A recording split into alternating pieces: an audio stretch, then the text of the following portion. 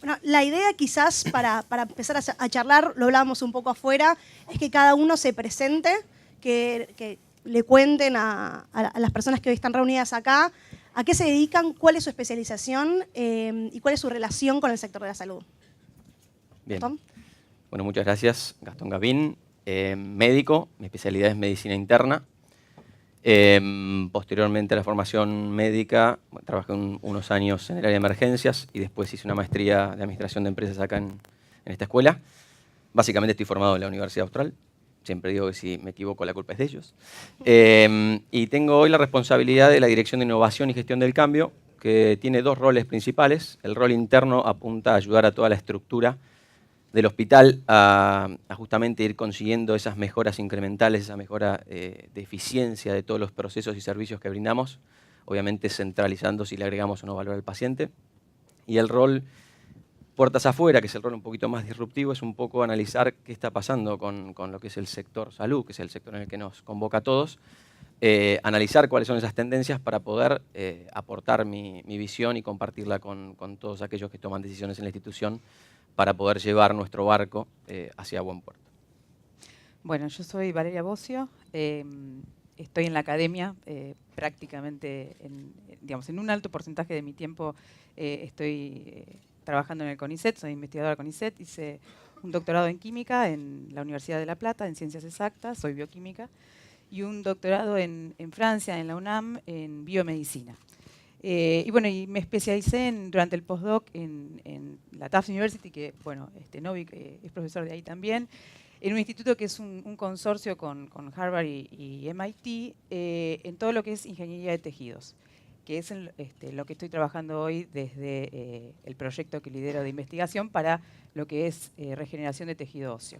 Ahí, bueno, trabajamos con seda de origen material, digamos, de origen natural como biomaterial para armar andamios, para reconstrucción de tejido óseo, que hoy acá estamos llevando a cabo como proyecto, financiado por el Ministerio, y con la idea de transferirlo, ¿sí? O sea, si bien es un consorcio que armamos entre un instituto de CONICET de La Plata para la parte del material, la Universidad Favaloro para todo lo que es el análisis de preclínicos en animales, y la Universidad Austral como también Instituto de CONICET, como unidad ejecutora de CONICET para todo lo que es diferenciación de células madre en estos scaffolds que van a reconstituir tejido óseo, es transferirlo, ¿sí? O sea, desde la academia, pero con la idea de hacer un producto tecnológico innovador que pueda llegar a ser comercializado en nuestro sistema de salud, y que hoy se ha llevado adelante además con colaboración del instituto donde hice el postdoc en Boston.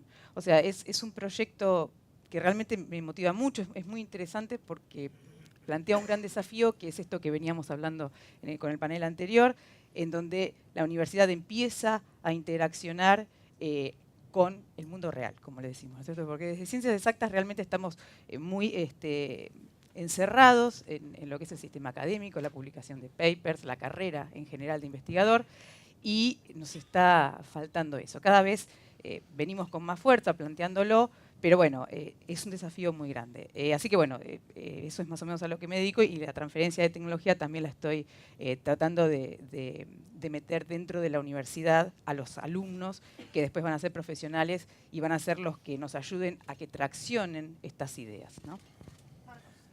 Bueno, mi nombre es Marco Rodríguez Pedrotti, soy contador, administrador, MBA en comercialización y soy manager de soluciones integradas de salud para South Atlantic en la empresa Medtronic, y hace 3 años que estamos trabajando en la creación de soluciones integrales en nuestra área. Hola a todos, mi nombre es Santiago Troncar, yo soy presidente y cofundador de Consultorio Móvil. Consultorio Móvil es una plataforma en la nube que busca digitalizar consultorios médicos ambulatorios y pacientes. Y básicamente lo que hacemos todos los días es ayudar al sector salud, sobre todo a los médicos, a digitalizarse. Trabajamos mucho con médicos, con pacientes, con laboratorios farmacéuticos y con sociedades médicas, ayudándolos a usar la tecnología para cambiar la forma de dar servicio de salud y vincularse y seguir a pacientes, sobre todo pacientes crónicos. Perfecto. Bueno, si quieren, entremos directamente en el foco del panel que tiene que ver con el cambio tecnológico y cómo está afectando específicamente al sector de la salud. Hablábamos afuera un rato sobre cómo a cada industria le llega su momento, su día del juicio, si se quiere. El sector de la salud, ¿cómo se está adaptando a estos cambios que a veces pueden ser tan choqueantes que pueden dejar fuera de juego a muchos players? Bien, yo les propongo que hacer un ejercicio mental que dentro de mi trabajo lo hago bastante seguido. Hagamos de cuenta que nosotros somos el board de Kodak o de Blockbuster, ¿no? Entonces, en realidad, la gran mayoría del tiempo uno está pensando en innovar en términos de eficiencia, pero tratando de modificar de forma incremental lo que venimos haciendo de la forma que lo venimos haciendo. Entonces, cuando uno empieza a mirar cuáles son las variables que van a tratar de sustentabilizar el modelo que tenemos hoy actualmente, es donde empiezan a prenderse algunas alarmas, ¿no? Hoy básicamente estamos en el modelo, todos estamos en el mercado de curar enfermos. Eso quiere decir que es un mercado que principalmente es reactivo, por más que tengamos otras actividades que tienen que ser más de prevención, pero estamos principalmente en el mercado reactivo de curar enfermos. Entonces, se habló de accesibilidad, se habló de financiación, se habló de cómo facilitarle la interacción con el médico a los pacientes. Pero la realidad es que uno analiza las variables de este mercado en el que estamos todos y dice, bueno, ok, primer variable, cantidad de pacientes. Cada vez vamos a ser más pacientes y cada vez vamos a estar más enfermos. Segunda variable, financiamiento. Si bien se dijo en un momento que el recurso podría estar presente, cuando uno analiza cómo se utiliza ese recurso y cómo se dimensiona en términos de producción de país, independientemente del modelo de curar enfermos que aplique cada uno de los países, están todos aumentando, están todos creciendo. Y la realidad, cuando hablamos de accesibilidad, también tenemos la problemática de que cada vez están quedando más gente excluida. Por ejemplo, quienes nos da la mayor cantidad de datos y trabajos respecto a esto, que puede ser Estados Unidos, es un país que tiene 50 millones de personas que hoy no tienen acceso a la salud. Millones de personas que tienen hoy una edad productiva, incluso para el término del país. Entonces, ¿qué quiere decir? ¿Qué quiero decir con esto? Hay que dejar de hacer toda esta iniciativa de eficiencia, hay que tratar de evitar eso. Hoy dedico el 70% de mi profesión a eso. Y la realidad es que no. Lo que sí es no nos podemos permitir no mirar para adelante, ver todas estas variables, y dejar de pensar que cambiar y adaptarse es una opción, sino que estamos viendo esto en términos de supervivencia. O sea, si uno dice, ¿cuántos médicos vamos a tener para asistir a toda esta gente? Cada vez van a haber menos. ¿Cuánto tarda en formarse un médico? La tasa de producción de médicos es mucho más lenta que la tasa de producción de pacientes y de enfermedad. Entonces, por más que tengamos la plata, tampoco vamos a tener quien ejecute eso, que es el profesional. Lo mismo con la estructura, con las camas. Entonces, estamos todos viviendo esta problemática, quizás desde la visión parcializada y fragmentada, como ya se dijo, de donde nos ocupa cada uno de nuestros roles, pero están apareciendo ya los primeros indicios de que la presión está incrementándose. Entonces, siendo ya al punto, yo creo que la tecnología hoy viene a ser una herramienta para solucionar toda esta cuestión que estamos tratando de atacar. Acá el gran desafío es utilizar la tecnología como una herramienta, no como una solución, y a mi criterio, justamente, el buen uso de esa herramienta involucra que todos los protagonistas que están en este sector estén sentados en una misma mesa, que eso se fue diciendo en los paneles anteriores, para poder ya brindar soluciones de punta a punta y con la primera vara, que es agrega o no valor al paciente. Bien. No, justo te iba a decir, tenemos acá un emprendedor como del otro lado, si se quiere, del mostrador, pero que a la vez tenés como un contacto casi diario con los médicos. Desde tu perspectiva, ¿cómo se puede lograr este salto cualitativo hasta a otro paradigma? Bueno, yo quería retomar tu primera pregunta, ato las dos. Yo vengo del mundo digital, no médico, trabajé 20 años, ¿no? Y me parecía muy impresionante cómo las industrias cambiaron todas, o casi todas, ¿no?, los últimos 20 años, y las dos industrias que se quedaron más rezagadas son la salud y la educación, ¿no? Y yo decía, qué loco lo que pasa en la salud, ¿no? Que vos, en realidad vos fijate, desde hace 2500 años es igual, vos vas al médico, te mira, te habla, te palpa, te da indicaciones, te vas y haces lo que querés, ¿no? Haces lo que podés, lo que querés, lo que te acordás, y la data estadística es que el 50% de la gente o no hace nada o abandona su tratamiento después de 3-4 meses, ¿no? Adherencia, lo sabemos todos. Y el médico no tiene ninguna herramienta para seguirte, ni ningún incentivo para seguirte, ¿no? Entonces, retomando tu primera pregunta, está demostrado que los que nos están llevando al mundo de la atención digital son los pacientes. O sea, acaba de publicar un informe de Accenture muy interesante, se lo recomiendo a todos, que dice que esto lo está creando, la demanda la creamos nosotros los pacientes desde el WhatsApp. Yo le exijo a mi médico, ¿no?, contacto diario o cuando lo necesito, y el médico está ahí atajando el contacto digital de un paciente. Y yendo a tu pregunta, con este terror de qué hago con esta herramienta que todavía no me remunera, no me la pagan, no la puedo dejar de atender, cambia por completo mi forma de trabajo. ¿Y cómo hago esto, no? Y los médicos hoy, que obviamente ya lo hablaron en el panel anterior, no se educaron con herramientas tecnológicas, se educaron con libros y con pizarrones. Entonces están corriendo a ver cómo adopto tecnología, cómo esto cambia la forma en que trabajo con un paciente, sigo a un paciente, le respondo a un paciente, y atrás vienen los financiadores y las instituciones diciendo, ahora los afiliados y los pacientes nos piden esto, ¿no? Entonces es muy interesante ver cómo el paciente nos empuja y el médico está tratando de reaccionar a eso, educarse lo más rápido posible, y el regulador y el financiador todavía están discutiendo cómo le vamos a pagar y cómo vamos a regular, ¿no? Muchas veces se dice que el cambio tecnológico o que la tecnología corre y que las personas tienen que adaptarse a eso, muchas veces con las herramientas que tienen disponibles hoy. En algún punto quizás la academia sirva para generar profesionales que quizás no están con la cabeza pensando en convertirse en personas que brinden soluciones como las que brinda Santiago, y quizás está muy pensando todavía en el paper, en la investigación básica, no en generar, y especialmente en la Argentina quizás, no en generar ese valor agregado o ese médico emprendedor, si se quiere, o ese científico emprendedor. Valeria, ¿vos cómo ves este salto que se tiene que dar entre el profesional que investiga y el profesional que en algún punto brinda soluciones a la sociedad más allá de la investigación básica? Bueno, más lento de lo que quisiera, pero ahora justamente, como les comentaba, estamos arrancando en ciencias exactas, que, bueno, en La Plata, en las ciencias exactas de La Plata, por ejemplo, bioquímica y farmacia están en esa facultad. Es decir, estamos hiperorientados a lo que es investigación e inclusive básica. O sea, está cambiando de a poquito con el tiempo, pero servicios a terceros, es decir, usar un equipamiento de alta tecnología que está en la facultad y que no se usa durante un tiempo, era mala palabra. Es decir, desaprovechar ese recurso era venderse y estar al servicio de las industrias en pos de hacer ciencia básica o ciencia fundamental, si se quiere, que es más lindo mencionar de esa manera. Pero de a poquito se cambia. Ahora, como les decía, bioquímica y farmacia están en ciencias exactas, son carreras obviamente de lo que es salud, pero también lo son desde el punto de vista justamente de investigación, química, matemática, o sea, lo que veníamos charlando hoy. Estamos comenzando con una asignatura que se llama Emprendimientos de Base Tecnológica. Me llevó 3 años que me lo apruebe el Consejo Directivo, pero lo aprobaron. Hoy, justamente hoy a las 6 de la tarde, empezamos con la cátedra, con la primera clase, y fue un récord de inscriptos.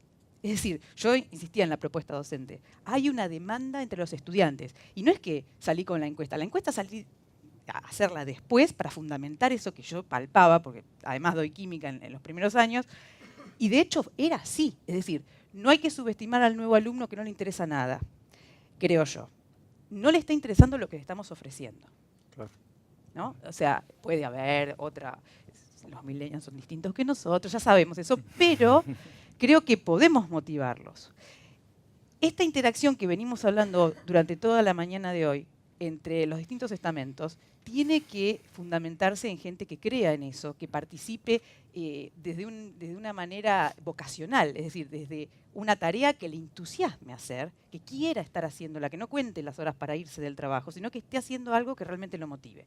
Entonces, todos estos alumnos que se inscribieron acá, que no saben ni de qué se trata la materia, pero saben que por lo menos les va a abrir unas ventanas hacia el mundo real en la interacción academia, ciencia, tecnología, están justamente a la expectativa de qué es lo que van a hacer ellos como profesionales. Entonces, el rol de la universidad, no solamente ya desde su desarrollo científico, sino desde el desarrollo de profesionales que estén abiertos, ¿no es cierto?, a participar en esta mesa de charla desde los distintos sectores, es importantísimo, porque son quienes van a llevar adelante todo esto que decimos necesitar. Emprendimientos de base tecnológica lo vamos a ver desde ciencias exactas y vamos a ver, digamos, vamos a armar grupos en donde puedan armar emprendimientos, como bueno, acá es muy común en el IAE, pero ustedes piensen que en ciencias exactas eso es impensado. No saben lo que es un costo, es decir, yo tuve que ir aprendiendo todo esto desde querer transferir el proyecto que tengo desde la ciencia, y aún así me falta muchísimo, pero empecé a entender todo lo que no sabía. Ellos no saben ni siquiera todavía todo lo que no saben. Entonces, creo que es un punto inicial, es algo muy chiquito, pero creo que va por ahí, ¿no es cierto? En educar en este lenguaje transversal. En algún punto se habla de un círculo virtuoso entre la academia, entre los emprendedores también y también la industria. Marcos, te quería preguntar en concreto si vos pensás que quizás a las empresas todavía les cuesta ver a la academia, quizás en salud eso es diferente, pero estaría bueno que lo cuentes, si ven en la academia un lugar donde uno puede tomar recursos en donde la innovación florezca, o si todavía quizás hay que mirar a otro lado para eso. No, absolutamente. Creo que un poco lo que se habló durante los diferentes paneles que hubo en el día de hoy, hay puntos en común, ¿no? Que es un sistema colaborativo en el que tenemos que trabajar. Tenemos que definitivamente construir entre los diferentes sectores este nuevo modelo, el modelo que estamos transitando, ya llegó o está llegando a su fin.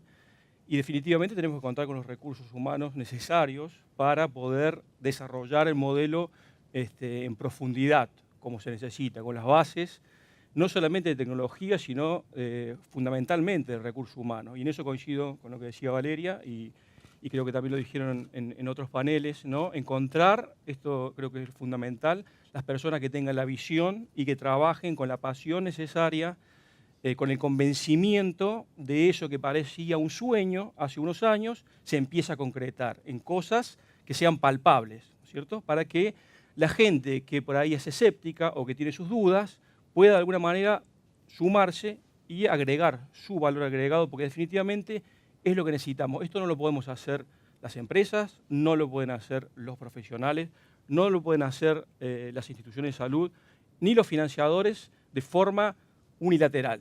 Tiene que ser de forma colaborativa y es el único camino para que logremos realmente la transformación en el mercado. Santiago, te quería preguntar porque en tu emprendimiento en concreto se da mucho esto de llevar la tecnología al prestador, a la persona que tiene contacto directo con el paciente. Y esta es una pregunta que le abro a todos, pero en realidad pensé que quizás vos podías ser una buena persona para dispararla. ¿Cómo la tecnología puede ser percibida por el paciente como algo que lo beneficie? De la misma manera que quizás, no sé, cuando uno tiene que hacer un trámite en AFIP, por ejemplo, y lo hace a través de internet, ve la diferencia sustancial en no tener que acercarse a la sucursal. Entiendo que en algunos centros de salud, por ejemplo, existen ejemplos de guardias virtuales, por ejemplo. ¿Cómo la tecnología puede ser percibida por el paciente como algo que le agrega valor a su vida? Mirá, yo creo que en salud pasa lo mismo que nos pasa en la vida. Vos usás cosas con un fin. La tecnología no es ni buena ni mala, depende del uso que le querés dar. Entonces, si yo soy un paciente y todo lo que necesito es que mi médico sepa que mi colesterol es 240 y que me diga si tomo una por día o una cada 2 días, ese es un acto médico que dura 1 minuto y que él como médico se merece ser remunerado, no importa. Si yo voy al consultorio es una ineficiencia absoluta porque tardó media hora en llegar, pago 500 mangos de estacionamiento para decirle que mi colesterol es 240 y que me diga lo que me podría haber dicho en un WhatsApp. Entonces, cuando vos le preguntás a la gente qué opina de la tecnología, en realidad los tenés que ver. ¿Qué opinamos de la tecnología? Cuando nos sirve la usamos a más no poder.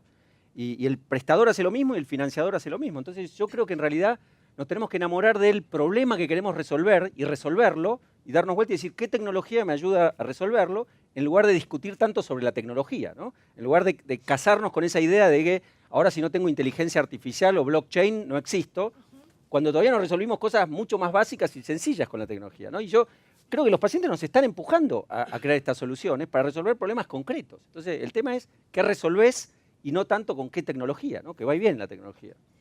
Gastón, vos en el nuevo paradigma del que hablabas al principio, quizás estas opiniones son bastante más tenidas en cuenta que antes. ¿Vos cómo te lo imaginás? Digo, hablamos de cuáles son los problemas o los desafíos que hoy enfrenta el sistema todo y también los diferentes actores que están involucrados, que ustedes 4 representan muy bien. ¿Cómo ves que se transforme? Decíamos, no ser tanto Kodak y ser más un Netflix. Bien, yo creo que en realidad no es tan simple. Sí hay un plan, pero no es tan simple porque acá hay que entender justamente cuál es la realidad para poder intentar cambiarla y no pensar que esto es algo que va a venir, sino que ya está instalado, que ya se dijo, ¿no? Entonces, sigamos con la misma línea de razonamiento. Hoy tenemos médicos que cada vez van a ser más escasos. Más allá de eso, por más que uno le dé herramientas, o sea, si uno busca información, a mí me gusta tratar de buscar algún dato duro como para generar impacto, es qué cantidad de información tiene que leer un médico hoy para estar al día con su especialidad, ¿no? Y el último artículo que yo leí son 6.000 artículos por mes. Entonces, también hay que entender la cabeza de la persona, por eso viene la gestión del cambio, a la cual va a tener que adoptar esta nueva oleada o este nuevo paradigma. Y cuando uno analiza al médico, si vemos un poco el historial del médico, la primera mención de un médico fue en Egipto y era visto como un semidios.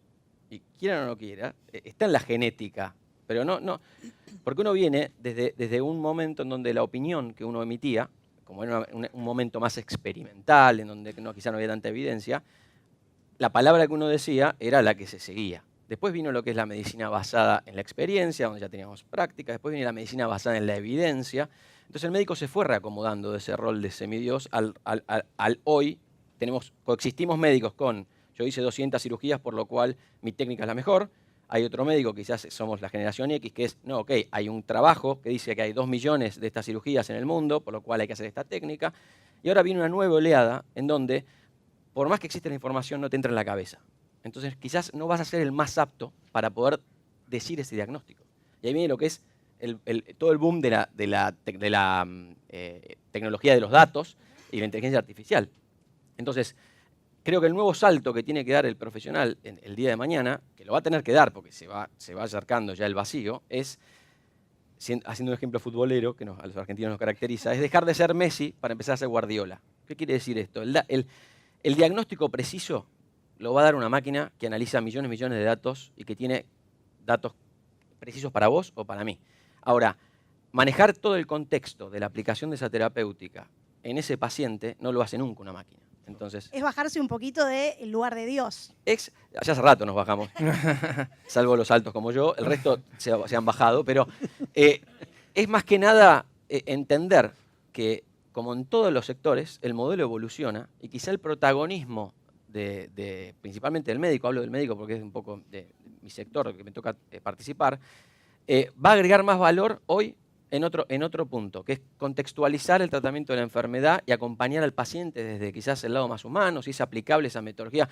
Tengo la droga ideal para tu enfermedad. Ahora, si el paciente en su casa puede vivir después del tratamiento, puede soportar las consecuencias de los efectos colaterales, o tiene el dinero para poder pagarlo, todo eso lo vamos a tener que manejar nosotros. Entonces, lo más complejo justamente es el cambio que tiene que dar cada uno de los profesionales. O sea, ¿crees que hay resistencias en algún punto? Hay resistencias lógicas, porque el miedo al cambio es innato del humano. Entonces, acá está en quién lo ve y puede ya decir, ok, entendiendo que esto no es una opción, tengo que empezar a trabajar, como recién decía Valeria, yo tuve que estudiar esto. A ver, yo también tuve que estudiar administración para poder ir hacia la visión que uno tiene. Y quizás antes no necesitaba. Ahora, yendo a eso, si yo tengo que esperar a formar un médico en las nuevas capacidades, hoy para sacar un médico a la calle a trabajar son 10 años. Y el problema lo tengo hoy. Entonces, si no aplico algún amplificador al médico y no voy moderando y generando la base futura, voy a tener una brecha donde, sin duda, el que va a sufrir va a ser el paciente, que justamente el paciente es el motivo por el cual todos hemos estudiado lo que estudiamos. Entre los científicos, Valeria, ¿vos notás esa misma resistencia? Digo, el científico que vive para el paper, que vive para la publicación, ¿todavía sigue sintiendo que ese tiene que ser el norte de su carrera o un poco más se está adaptando a quizás otras necesidades? Digo, ¿hay resistencia todavía en las organizaciones, las instituciones que tienen que apoyar ese cambio? Hablo del CONICET, pero digo, en general. Hay un cambio gradual, positivo, pero demasiado gradual para la necesidad. Es decir, antes, por ejemplo, no existía la comisión de tecnología dentro de CONICET y, por ejemplo, el publicar una patente no era evaluado directamente. Hoy se avanzó en eso, digamos, está siendo evaluado, está la comisión. Esa comisión probablemente vaya a desaparecer, no esté mal que desaparezca tal vez, porque debería ser superadora y abarcar todas las áreas de la ciencia fundamental desde el aspecto tecnológico. ¿Está bien? O sea, sería un paso posterior. Más allá de eso, la coyuntura del científico es totalmente reticente a lo que es la transferencia de la ciencia a un sistema productivo, a una comercialización, a que sirva para algo. Es cierto. Uno ha sido formado, digamos, en centros académicos en donde la academia es lo más importante. La carrera académica es lo que te identifica como ese profesional exitoso que es inteligente, que pudo desarrollarse en una carrera científica. El que no está ahí, o sea, yo les hablo en serio desde este lado, pero el que no está ahí es el que no le dio como para poder seguir esa carrera. Y esto no es así, ni mucho menos. Esto es totalmente falso y se está cambiando ese paradigma, pero generacionalmente. Es decir, es mucho más raro ver investigadores de mucha trayectoria que hoy hagan un switch y pasen a otro lado. Hay casos, pero son los menos. Cada vez que se encuentran científicos más jóvenes, una de las estadísticas que hice fue, por ejemplo, preguntarles a chicos que están haciendo, creo que se cortó, chicos que están haciendo el doctorado, ¿cuántos de ellos estaban contentos haciendo el doctorado o si había sido su segunda opción? El 90% de los que están haciendo el doctorado, que se recibieron hace 3 años en Ciencias Exactas de La Plata, querrían estar haciendo otra cosa. Eso es gravísimo, porque yo quiero que dentro de CONICET el investigador que esté ahí quiera estar investigando y haciendo ciencia básica, si es eso a lo que apunta. ¿Está bien? Entonces, esa insatisfacción existe, eso quiere decir que hay una tendencia a mover, ¿no es cierto?, el norte y que no sea solo el paper lo más importante. Pero es cierto que el que está haciendo el doctorado y quiere entrar a la carrera científica necesita publicar. Y el paper sigue siendo esa vara de medida que lo ayuda a continuar en la carrera. Para mí eso hay que ir cambiándolo de a poco, lo más rápido posible, pero para eso también hay que recibirlos. Es decir, las industrias tienen que mostrarse también interesadas en apostar a la innovación. Y era un poco lo que mencionaba Julián Maggini. Es decir, eso tiene que estar vehiculizado, ¿sí? Y tiene que entenderse como una ventaja desde el mundo empresarial, acudir como en todos lados del mundo, acudir a la academia para bajar el riesgo de la inversión y llegar a una innovación más rápido, ¿no? En otros lugares del mundo quizás los presupuestos de investigación y desarrollo de las empresas, Marcos, te miro a vos, están un poco más desarrollados o tienen mayor presupuesto para poder generar conocimiento también, o esta transferencia de la que hablábamos con la academia, o sea, traer ese talento, darles los recursos y generar un producto o un servicio determinado. En la Argentina, ¿eso es todavía muy bajo? ¿Son pocas las empresas que se animan a invertir fuerte en investigación y desarrollo? Mira, creo que si lo comparamos con otros países del mundo, sí, podemos decir que es baja la inversión, pero te hablo del equipo nuestro, por ejemplo, tenemos farmacéuticos, arquitectos, bioingenieros, administradores de hemodinamia, administradores de OVAR.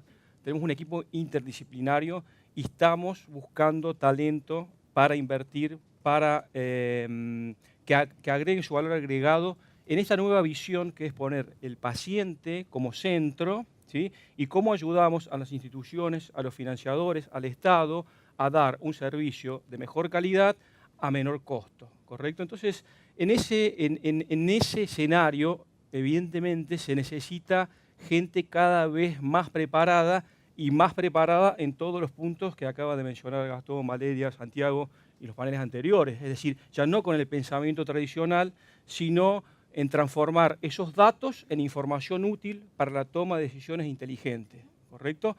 ¿Qué tenemos que hacer? Crear valor, ¿sí? Es claro, tenemos que crear valor. ¿Y qué es crear valor? Crear valor es lograr esa famosa sinergia que todo el mundo habla en la teoría o en lo que vemos siempre en las exposiciones de unos PowerPoint muy lindos, de Prezi, las presentaciones, pero después cuesta tanto llevarlo a la práctica, ¿correcto? Entonces, eso es en lo que estamos comprometidos y creo que cada vez más empresas, lo vi también en la presentación de Leandro, y estuvimos el año pasado en la Innovation Week, que estuvo muy interesante. Creo que cada vez más participantes del sector están entendiendo, están apostando y están invirtiendo en estos recursos. Ahí yo te quería agregar un comentario que ata con esto, que tiene que ver con que creo que muchas grandes organizaciones, empresas, instituciones y academia han encontrado que el eje emprendedor muchas veces los ayuda a integrar eso. Vos fíjate los ejemplos en Estados Unidos de la Clínica Mayo, que armó su Mayo Ventures, y es una super incubadora que ha generado $500 millones de revenues para el hospital a través de 50 empresas que crearon. Y lo mismo grandes universidades, que han dicho, ¿cómo hacemos para motivar a investigadores, médicos, empresarios, emprendedores, crear espacios a donde se juntan, confluyen y se dan la posibilidad de probar? Por esto que decía Marcos, ¿viste? Esta cosa de, cuando yo soy una compañía muy grande, el riesgo es muy grande de hacer algo en el mercado porque está mi prestigio y mi marca. En cambio, cuando le ponemos el dinero a una cosa, a un piloto de unos emprendedores, nos damos ese lujo de probar. Entonces, está pasando que las compañías se ponen de acuerdo y las organizaciones en, bueno, a ver, trabajemos juntos en esto, démosle la chance a este proyecto, a ver hasta dónde prospera, y eso ha generado como una fuente de activación de la academia, de los prestadores, de los financiadores, porque juntan gente que naturalmente le hubiera costado mucho en sus estructuras innovar y probar cosas realmente diferentes. Y un dato simplemente de Argentina, como preguntaste, nosotros estamos invirtiendo $4.5 millones en un proyecto totalmente innovador. Así que, y es una de las mayores inversiones hechas en América, ¿sí? Por lo cual estamos aportando fuerte en todo este nuevo modelo de negocio. Gastón, ¿querés algún comentario final sobre este tema? Dos comentarios muy chiquititos. El primero es, entendiendo las variables que tenemos hoy tenemos variables de chicos que nacieron hace unos 20, 23 años, que están acostumbrados a la realidad de la inmediatez, ¿no? Y tienen ejemplos como un Mark Zuckerberg, que a los 23 años era dueño de Facebook. Entonces, cuando nosotros queremos hacer que en nuestra industria vengan a estudiar y vengan a ser médicos, le estamos proponiendo un estudio de 6 años, que tienen que hacer guardias, que tienen que estar trabajando bajo el modelo prusiano tradicional y después, y encima con eso no van a ganar dinero, después tienen una residencia. Entonces, el primer gran punto es, tenemos que reinventar la forma que educamos. O sea, no es solamente la tecnología de la salud, sino cómo vamos a educar, y claramente hay otra reforma subyacente a eso. El segundo gran punto que hablábamos recién, lo que decía Santiago y Marcos, es la industria tradicionalmente estaba más enfocada en el agregado de valor de los productos que comercializaba sobre el paciente, ¿no? Si bien algunos en mayor medida, pero nunca tuvieron necesidad de adentrarse en el ecosistema de la aplicación de su tecnología. Entonces, cuando uno analiza cómo se aplica esa nueva tecnología, muchas veces en vez de ser sustitutiva, es adicional. Y eso genera, sin duda, un impacto en el costo de la salud. A la hora de que no alcance el dinero, las herramientas tradicionales de comercialización de esos productos empiezan a frenarse porque ya no hay posibilidad de pago. No sé, casos de medicamentos de muy alto costo, casos de nuevas tecnologías diagnósticas. Entonces, eso generó un nuevo ecosistema para que la industria, en vez de seguir con su camino tradicional, tenga que venir a hablar con los usuarios líderes, que puede ser la academia, puede ser el médico, puede ser el sector prestador, juntar también a quien vaya a pagar para generar un producto ya pensado en toda la cadena de valor, ¿no? Bueno, ustedes son muy buenos representantes de toda la cadena. Lamentablemente estamos sin tiempo y tenemos que cerrar el panel. Les agradezco mucho por haberse acercado acá y claramente a todos ustedes por haber escuchado a todos los speakers. También agradecerles al IAE por habernos dado su casa, a la Lotería de la Provincia, que es nuestro sponsor, y también a Galeno, y claro, a todos los speakers que vinieron antes. Ojalá que hayan sacado buenas conclusiones de estos paneles. Gracias.